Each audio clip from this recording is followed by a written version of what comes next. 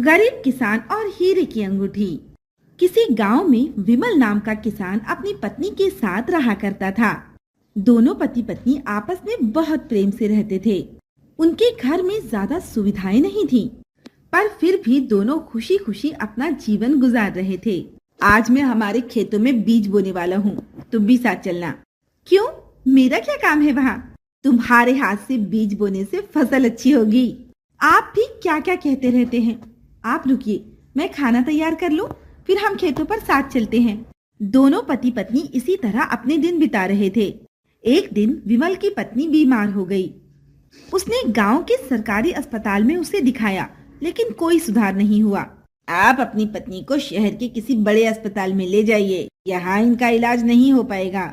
शहर जाने के लिए मेरे पास इतने पैसे नहीं हैं, मैं उसे कैसे लेकर जाऊं?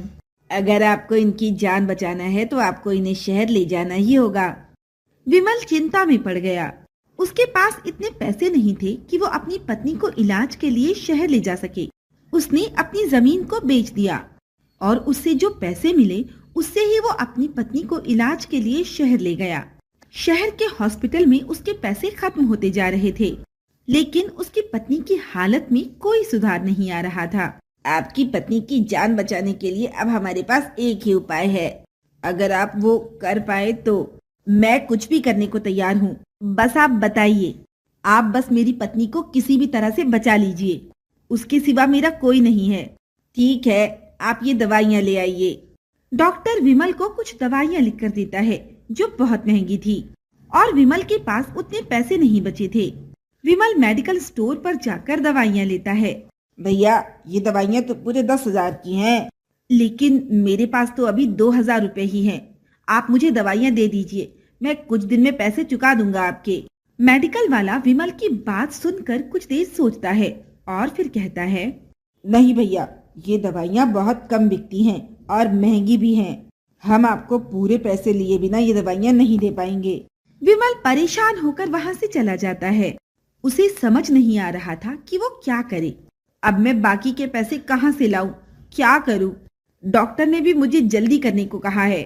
अगर कहीं काम भी शुरू करूं तो इतनी जल्दी पैसा नहीं मिलेगा, लेकिन मुझे काम तो ढूंढना ही होगा। यही सोचते हुए विमल एक दुकान पर गया और बोला, भैया, आपके यहाँ कोई काम है क्या? मुझे काम की बहुत जरूरत है। नहीं भाई, मेरे पास तो कोई काम नहीं है। आगे देख लो, आगे एक सोने की दुकान है, शायद वहां तुम्हें कोई काम मिल जाए। विमल आगे बढ़ जाता है और उस दुकान के पास पहुंचता है कि तभी उसके बगल से एक आदमी भाग कर निकल जाता है। विमल कुछ सोचता इससे पहले ही दूसरा आदमी चिल्लाया, अरे पकड़ो उसे, वो मेरी हीरे की अंगूठी लेकर भाग रहा है। उस आदमी की बात सुनकर और भी कई लोग उस चोर को पकड़ने के लिए उसके पीछे भागते हैं और विमल भी उस चोर के पीछे भागता है और कुछ दूर जाकर विमल उसे पकड़ लेता है। वो चोर विमल से कहता है, देख भाई, वो आदमी बहुत बड़ा सराफा व्यापारी है, उससे कोई फर्क नहीं पड़ेगा। मेरी बात मान, मुझे छोड़ दे। मैं तुझे इस अंगूठी को बेचकर मिलने वाले पैसों में से कुछ हिस्सा दे दूंगा। विमल को पैसों की सख्त जरूरत थी। वो सोच में पड़ जाता है और कहता है, नहीं, बिल्कुल नहीं, मैं पैसों के लिए कभी गलत रास्ता नहीं अपनाऊंगा। विमल उसे नहीं छोड़ता और उससे अंगूठी का बैग छीन लेता है। पुलिस की गाड़ी की आवाज आती है। वो चोर विमल को धक्का देकर वहां से भाग जाता है। विमल का सिर एक खंबे से टकराता है और वो गिर पड़ता है। पुलिस और व्यापारी विमल को उठाते हैं। अरे, तुम्हें तो बहुत चोट लगी है, तुमने अपनी जान की परवाह किए बिना मेरी हीरे की अंगूठी बचा ली। विमल का सर घूम रहा था। उसने कहा, मेरी पत्नी अस्पताल में है। इतना कहकर विमल बेहोश हो गया। वो व्यापारी उसे हॉस्पिटल ले गया और विमल का इलाज करवाया। जब वो होश में आया तो उसके सामने वो व्यापारी और उसकी पत्नी दोनों खड़े थे। अपनी पत्नी को देखकर विमल ने कहा, तुम ठीक हो? हाँ, इन्होंने सही समय पर दवाइयाँ पहुँचा दी थी और अब मैं ठीक हूँ।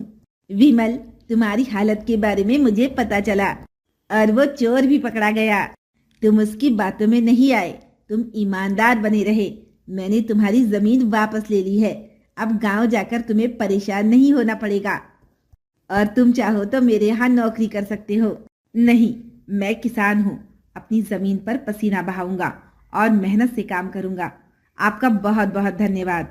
तुम्हारा बहुत बहुत धन्यवाद जो तुमने मेरा इतना बड़ा नुकसान होने से बचा लिया। किसी भी चीज की जरूरत हो तो बेझिझक कहना। अच्छा, अब मैं चलता हूँ।